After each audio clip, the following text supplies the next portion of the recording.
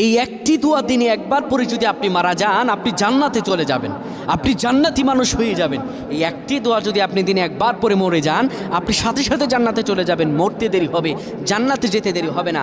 প্রিয় ভাইরা আমার, অনেক সুস্থ মানুষ বাড়ি থেকে যায়, রাস্তায় অ্যাক্সিডেন্ট হয়ে মারা যায়। এই দোয়াটা আপনারা শেয়ার করে দিবেন, আমল না করেও সওয়াব পাবেন। এই যুবক, তোমার একটি শেয়ারে বাল্লিগু আন্নি ওয়ালাউ আয়া, রাসূল বলেন তুমি একটা হাদিস জানবারকে জানিয়ে দিবা।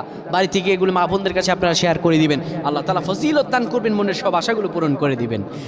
কোনো ব্যক্তি যদি সকালবেলা সাইয়্যিদুল ইস্তেগফার পড়ে আর মাগরিবের পরে সাইয়্যিদুল ইস্তেগফার পড়ে, দিনে আর রাতে যে কোনো সময় ব্যক্তি মারা যায়, আমার আল্লাহ রাব্বুল আলামিন সে মরতে দেরি হবে, জান্নাতে যেতে দেরি হবে না।